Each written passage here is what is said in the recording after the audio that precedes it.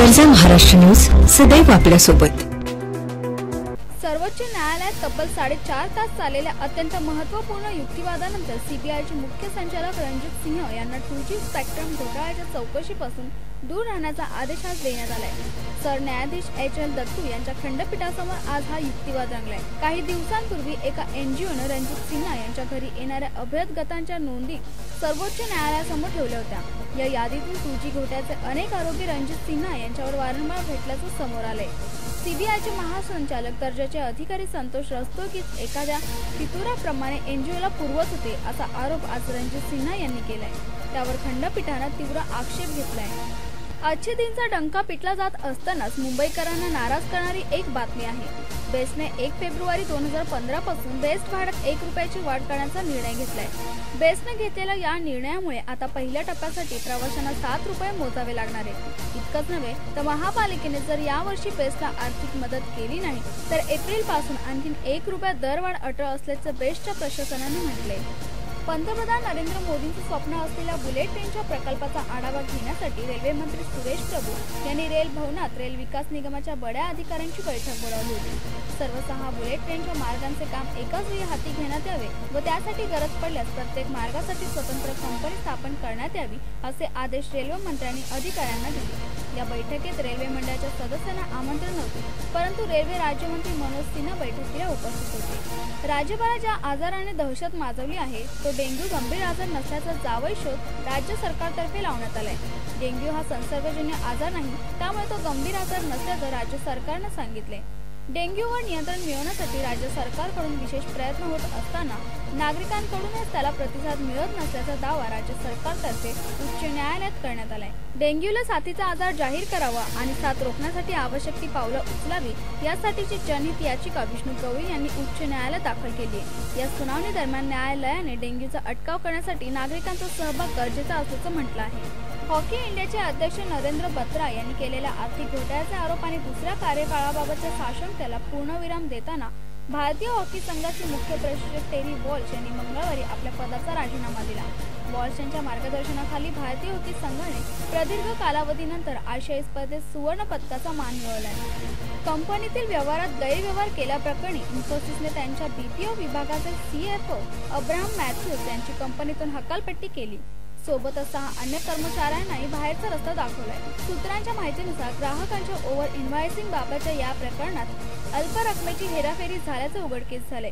मात्र कंपनीने यावर कठोर कारवाई करत कंपनीत कोणत्याच प्रकारचा गैरव्यवहार खपवून घेतला जाणार नाही हा संदेश देण्याचा प्रयत्न केलाय।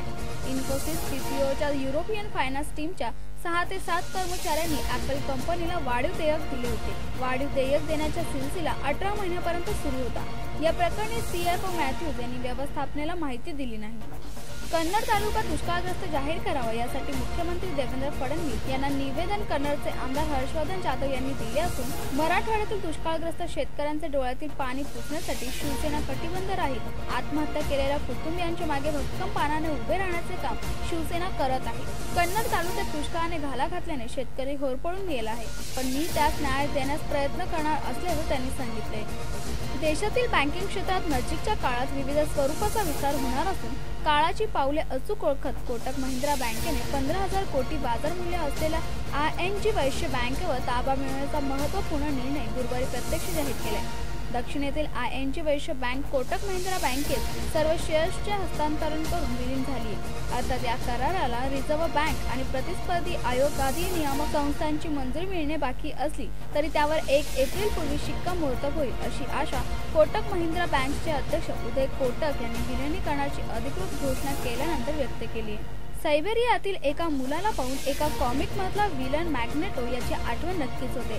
मॅग्नेटोचं वैशिष्ट्य म्हणजे कोणतीही वस्तू चुंबकीय बलानं आपल्याकडे तो आकर्षित करून द्यायचा आणि हेच वैशिष्ट्य या रिअल सुपर हिरोतही दिसून येते। कोलिया क्रॅगलॅन्चोको अशा या 7 वर्षाच्या मुलाचं नाव आहे। रशियातील मीडियानं या मुलाचं नामकरण मॅग्नेट बॉय असं केले।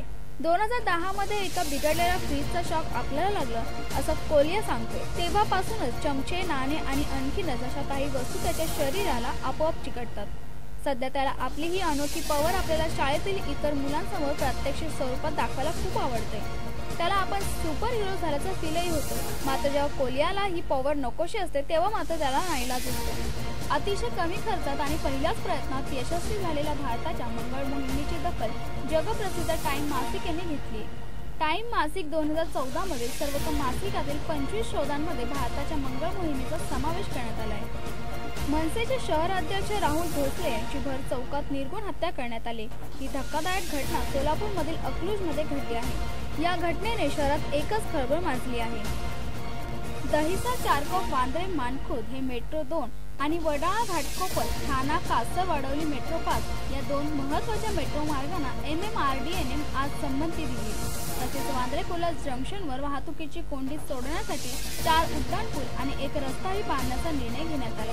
मुख्यमंत्री देवेंद्र फडणवीस यांच्या अध्यक्षतेखाली सह्याद्री या अतिथीगृहावर पार पडलेल्या बैठकीत हा निर्णय घेण्यात हा प्रकल्प काँग्रेस राष्ट्रवादी आघाडी सरकारच्या काळात प्रलंबित राहिला होता. तसेच चारकोप, वांद्रे, मानखुर्द या मेट्रो 2 प्रकल्पाच्या कारशेडला जागा नसल्याने हा प्रकल्प दहिसर पर्यंत नेण्यास मान्यता देण्यात आली. मुंबईच्या देवनार कॉलनीमधील देवनार म्युनिसिपल हिंदी विद्यालयामध्ये मुलांच्या जेवणामध्ये किडे आढळले आहेत. याची माहिती मिळताच विद्यालयाने महानगरपालिकेचे KM वॉर्ड प्रशासकीय अधिकारीला याबद्दल माहिती दिली. सध्या पालिकाने जेवण उपलब्ध करणाऱ्या संस्थेला ब्लॅकलिस्टेड करून टाकण्यात आले. याबद्दलची माहिती ईस्ट वॉर्डच्या विद्यालयाचे प्रशासकीय अधिकारी अजय वाणी यांनी दिली. घटनेतील कलम 370 कलम रद्द करण्याच्या भूमिकेवर भाजप जम्मू व काश्मीरमध्ये प्रचारात वेगवेगळी भूमिका घेत असल्याचा आरोप मुख्यमंत्री उमर अब्दुल्ला यांनी केला.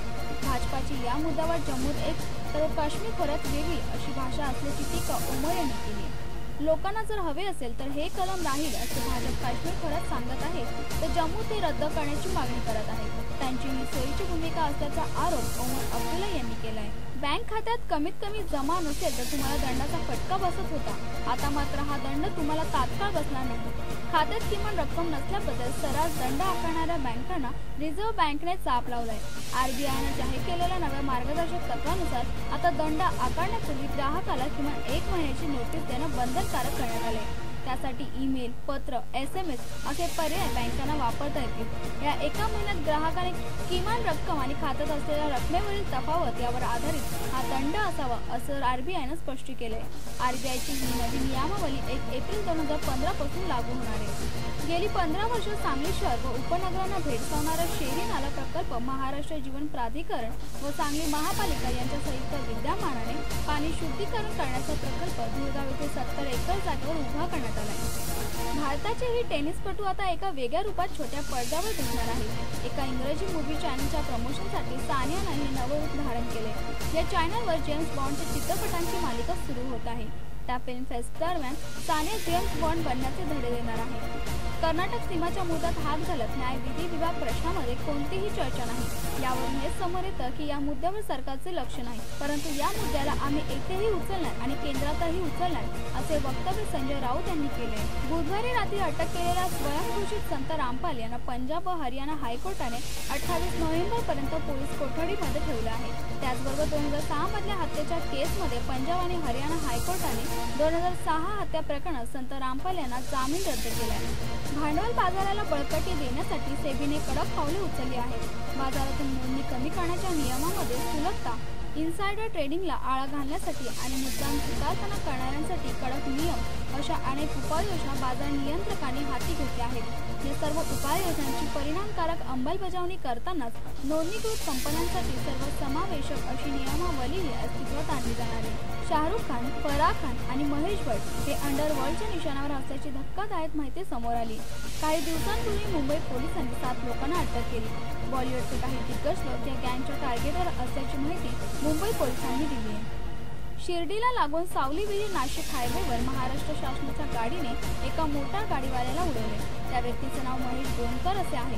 तो शिर्डी साईबाबा ट्रस्टमध्ये काम करत होता. सावली विहीर नाशिककडून जात असताना त्याचे अपघात झाले, तर पोलिसांनी गाडी ड्रायव्हरवर निष्काळजीपणात गाडी चालवण्याचा गुन्हा दाखल केलाय. सूत्रांच्या माहितीनुसार ती गाडी अहमदनगर जिल्ह्याच्या डेप्युटी कलेक्टरची आहे. शिवाजी महाराजांच्या अरबी समुद्रात स्मारक उभं राहण्याची प्रक्रिया तातडीने पूर्ण करावी असे आदेश मुख्यमंत्री देवेंद्र फडणवीस यांनी दिले. या स्मारकाचं पंतप्रधान नरेंद्र मोदी यांच्या हस्ते भूमिपूजन केले जाणार आहे. औरंगाबाद धुळे राष्ट्रीय महामार्गावरील खड्ड्यांमुळे या रस्त्यावरून प्रवास करणे म्हणजे दिव्य पार करण्यासारखे झाले आहे. दौलताबाद ते कन्नड या अंतरातील रस्त्याची दुरावस्था झाली असून टापरगाव येथील पुलावरील खड्ड्यांमुळे सतत वाहतुकीची कोंडी होत आहे. भारताचा स्टायलिश फलंदाज विराट कोहलीने आज पहिल्यांदाच खुल्लम खुल्ला प्रेमाची कबुली दिली. विराट कोहलीने अखेर अनुष्का सोबत सुरू असलेलं प्रेम प्रकरण जाहीर केले. मुंबईत एका फॅशन ब्रँडच्या उद्घाटनादरम्यान विराटने आपल्या प्रेमाची कबुली दिली. ही कबुली देताना विराट म्हणाला की मी जर अनुष्का सोबत दिसत असेल तर काही वेगळं सांगायची गरज आहे का, ते आपोआप समजायला हवं. याबाबत वारंवार प्रश्न विचारणं चुकीचं आहे. त्यामुळे या लव्ह स्टोरीजला आज विराटनं कबुली दिली आहे.